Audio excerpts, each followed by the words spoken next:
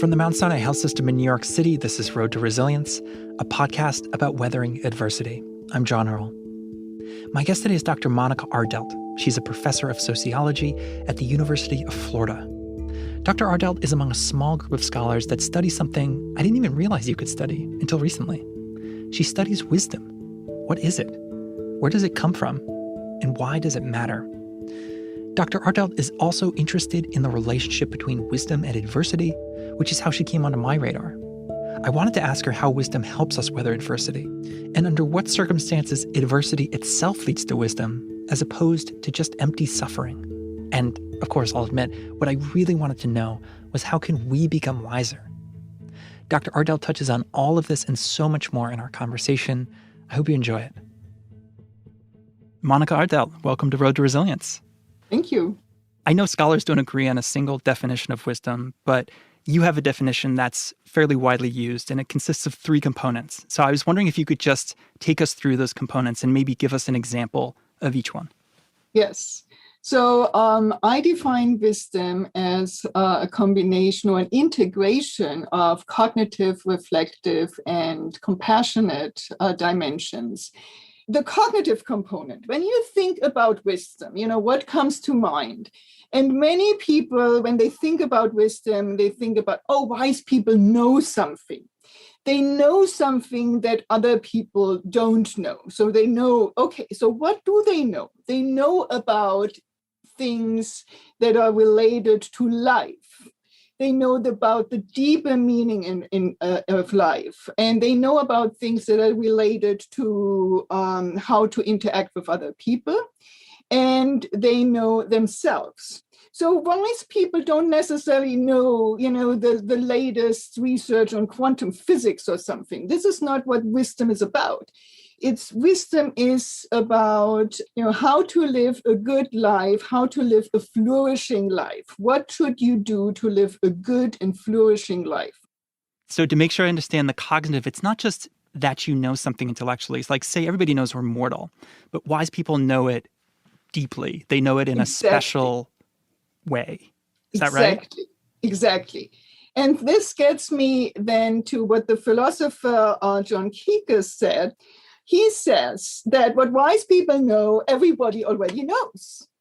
So for example, right, humans are mortal. We already know this, right? And yet we really don't understand it at all. We live our lives as if we were immortal. Or at least, as if I was immortal. Maybe you die, but, not me. I'm immortal. You're 90, and suddenly you realize you're dying and say, what happened? Why me? Well, you're mortal, okay. And so really often people don't get it until the very end. And wise people get it earlier. It's almost as if they know all the adages that are so tired. Exactly. But they know it deeply. They know it actually to be true, and they act on it, right? They live in a way that's consistent. Yes. These They old understand sayings. the deeper meaning of these, these truths. It's not just, I know it, and I know this and this. And that's the reason why you can't just read books about wisdom and which will make you wise. It's not enough. You really have to live it and to become wiser in the process. So how do you get it, right? And I think that's the reflective dimension. So this is the second dimension of the three dimensions. One, right? The reflective dimension. And I define the reflective dimension basically looking at phenomena and events from different perspectives, from multiple perspectives. But this also includes looking at yourself from a different perspective. So from the observer view. And one of the things, this self-insight that happens, I think that you realize is that, I might have the same faults as other people have, because it's so easy to see these faults in other people. Look at all these selfish people that are running around. They're also selfish, not me, right? I am so altruistic. And then you look at yourself and say, wait a second, maybe I'm selfish too. Maybe I'm looking out for myself too. And all these others, look at this, I'm angry too, I'm prejudiced too, all these things, and to admit this. And by being able to see one's own faults and not just being self-critical, overcritical, but to say, all right, I'm not perfect, and that's okay. Because other people are not perfect either, and that's okay. So you become more tolerant toward yourself, but also toward other people. And that's where the compassionate dimension comes in. The third dimension. The third dimension, you develop compassion and sympathetic love toward the faults of other people, but also your own. Self-compassion, I think, is also a component of that. Wisdom researchers do not agree on a definition, That's but they correct. all seem to agree that we do not become wiser as we get older. And I want to highlight this because to me, it adds urgency. It's not just like you can live your life and assume you're going to get wiser someday because we all associate wisdom with older people. No, you actually might have to try to get wiser. Yes. So what is the relationship between age and wisdom? Yes, it's true that aging, that getting older by itself will not make you wiser. But it is also true that wisdom comes with experience. But experience might be necessary, but it's not sufficient to become wiser. So the missing ingredient is learning from experience. And that seems to be harder than one might think, because a lot of people have a lot of experiences. Everybody has experiences. And particularly experiences of hardship and crisis in life can make you wiser if you learn something from it. If you learn, for example, that everything is changing. If you learn, for example, that people are mortal. If you learn to reorganize your priorities and see what is really important in life.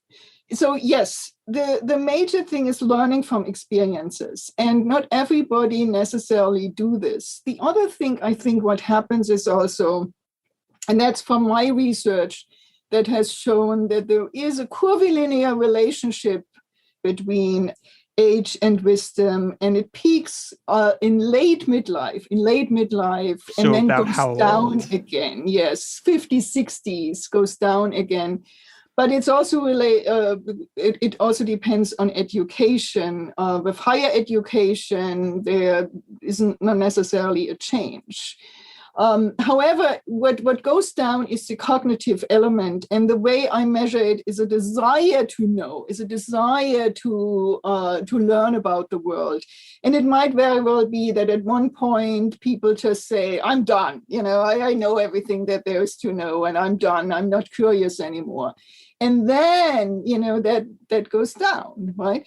Interestingly, the compassionate dimension of wisdom, I found the opposite, that it was actually a U-shaped form, so that it went down in midlife, but then it went up again in old age. And that might be that people do become more compassionate, particularly if they have grandchildren, and more forgiving and tolerant toward others. It squares with reality. I mean, we all know older people who seem to become big-hearted and generous and compassionate and remain curious.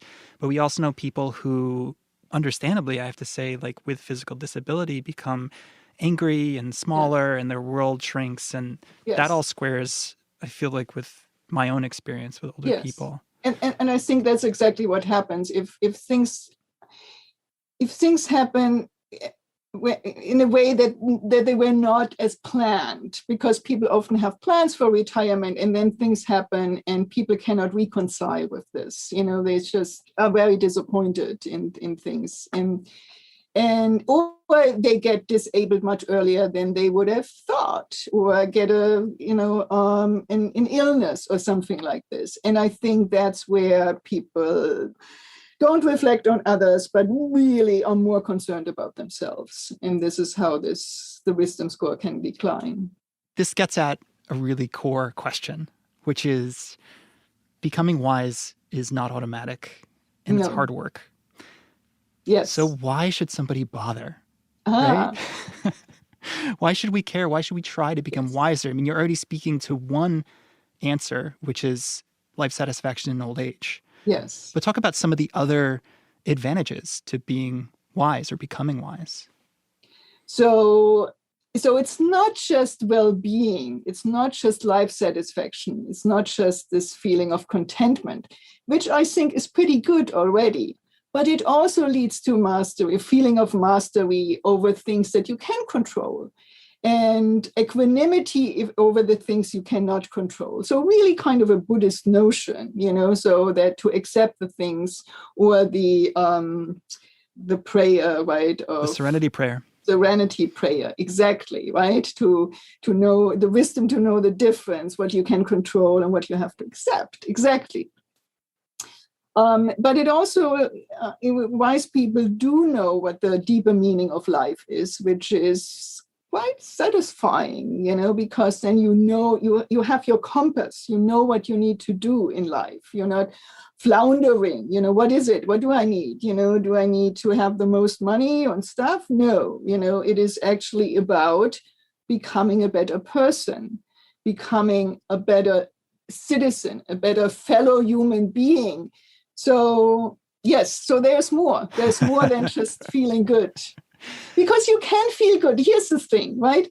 You can feel good after you had a great meal, or a nice evening with friends, or you see a show, right? Or you go on a nice trip. Well, this feels good, right? But what happens if you cannot have this anymore? And this is why it's really important in old age, because in old age, a lot of these external things that provide happiness are often taken away. And to remain content, that requires wisdom. When people are at the end of life, when people are seriously ill, when people are disabled, to remain content required wisdom. We've talked about experiences, and I want to drill down into experiences because I think this is where resilience comes up. We know, I think intuitively, that when an adverse experience happens, it can lead to growth, it can lead to suffering, and it can lead to some combination of both, Yes. most likely. And so we've already talked about the importance of experience and learning from experience in a certain way. And so I was wondering if you could talk to that and kind of get into what determines what will happen after an adverse experience. Yes, and there are different models. As Gluck and Block have this more experience model, and they are saying, it depends the resources you go into when you encounter a critical life experience. And the more experience model is mastery. How much mastery do you feel you have over the event? Openness to experience, reflectivity, and also empathy. So having empathy and emotional regulation in some ways. What I think is, yes, all of this matters, openness to experiences, clearly, not closing down, but seeing opportunities, when something happens, what can I do to make it better? Rather than, there's nothing I can do, I'm just staying there and being devastated, right? No, there's almost always something you can do, something, right? And so looking at the opportunities, what can be done? And emotion regulation is very important, because when people get trying to stay on an even keel, even so knowing that these things happen. And clearly, if bad things happen, people feel bad. That's perfectly natural. But one of the things that you learn from Buddhist philosophy is that things change, right? So things don't stay the same. And so you can accept, yes, I feel depressed because this happened. I feel angry. I feel anxious. But I also know this will change. It will not stay. And so you're not holding on to it and just say, okay, I accept it. I'm very angry now, or I'm very depressed now, but I know this will change. So I just wait for it to change. And so that gives you hope in some ways, yes, it will change. And then what the other thing, what I think is sometimes ignored, is social support. Do you have social support? I think that matters a lot. Other people who support you in some way or the other. And depending what the issue is, I think societal support can really help in terms of supporting people to grow in wisdom rather than being completely devastated. I know you've studied wisdom and physicians. Can you share what you found from that study?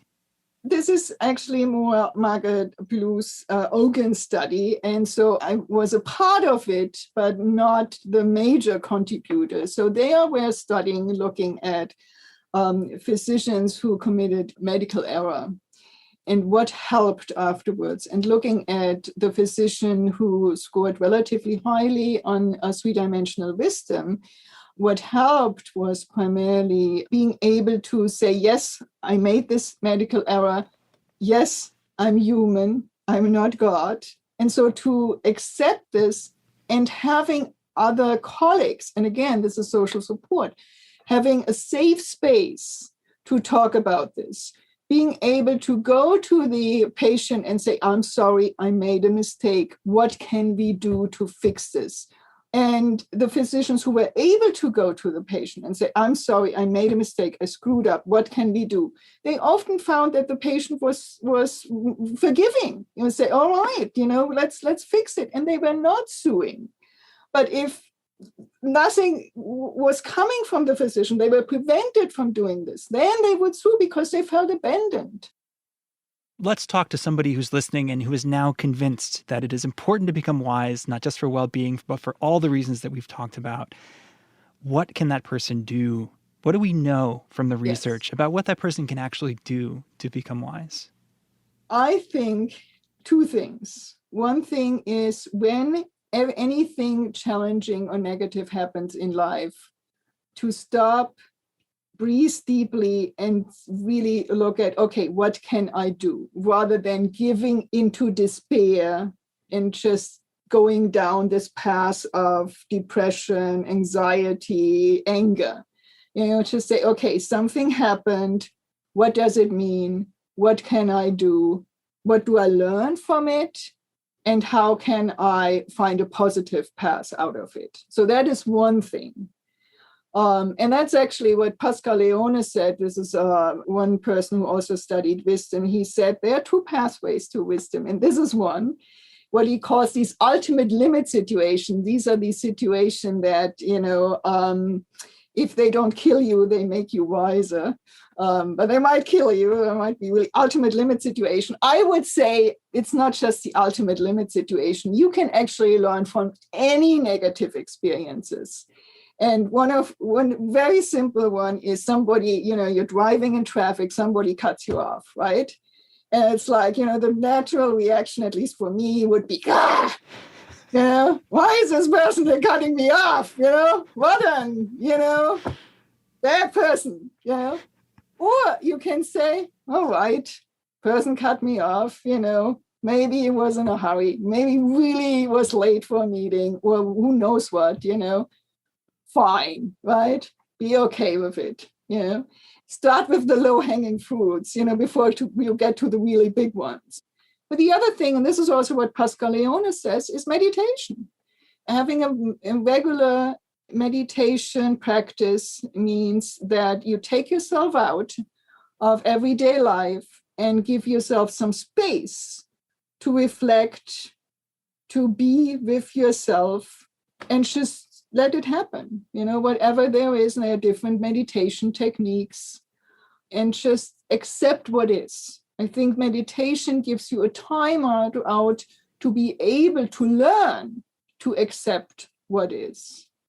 And so one of the research actually found that, yes, people who meditated for a very long time did have higher three-dimensional wisdom scores than just beginners. So meditation seems to do something.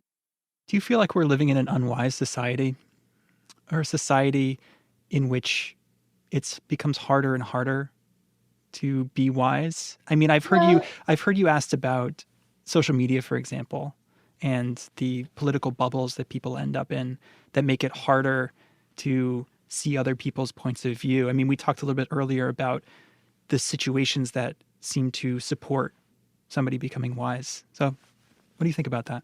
Yeah, so openness to experience is really one of these that has been shown to be a predictor of wisdom. And if you live in your own bubble, it's harder to be open to experiences. And of course, with social media, it becomes worse and worse because the recommendations that you get are part of your bubble. And so you're not really exposed to other people. So in terms of, do we live in an unwise society? I'm not sure about this. I see both strands. I think there is a desire for wisdom. There is a desire for mindfulness, for example. It has become really popular. Then we have the other side, where even empirical reality is questioned, so there the truth completely disappears and it's not valued anymore, or you can just make up your own truth. And that, I think, is very anti-ethical to the cognitive dimension of wisdom, because the cognitive dimension of wisdom is about finding out the deeper truth of what is, and not just making up your own truths, so that's misguided. And you have to get through this, therefore, the reflective dimension, to get to a deeper truth. Right. And so to give up on truth, I think, is a very big mistake. So it's divided, so some people on this side, but then I see a lot of hope too, and a desire to become wiser. There are so many mysteries, I think, remaining when it comes to understanding what wisdom is and how it comes about.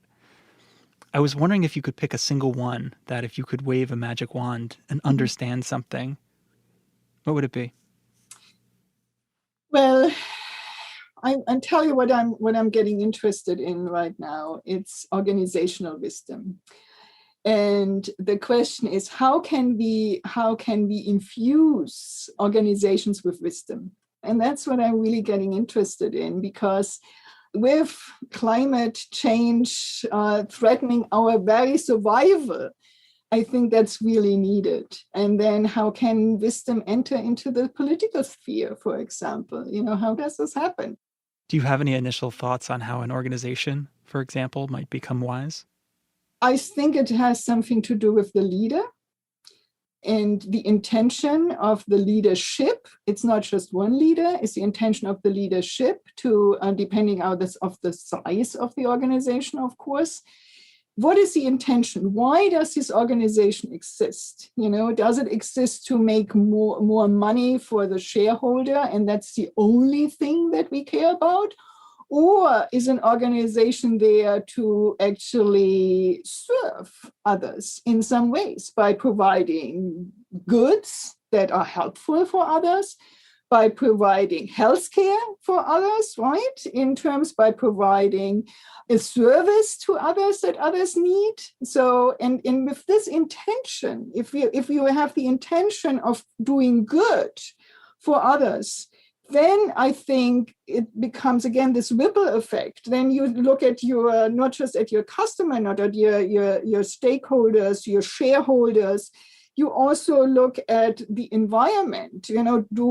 What we do, does it threaten the environment in any way? Then it's not good. Then we need to change it.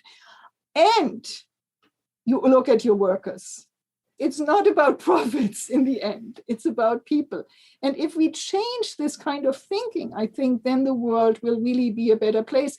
And we will not go extinct because of global warming. So, yeah. I think that's a great note to end on. Thank you so much, Dr. Ardelt. Well, thank you so much for inviting me. I enjoyed my conversation with you. Dr. Monika Ardelt is a professor of sociology at the University of Florida. That's all for this episode of Road to Resilience. The podcast is a production of the Mount Sinai Health System in New York City. It's made by Nikki Cheatham, me, John Earl, and our wise executive producer, Lucia Lee. From all of us here, thanks for listening, and we'll see you next time.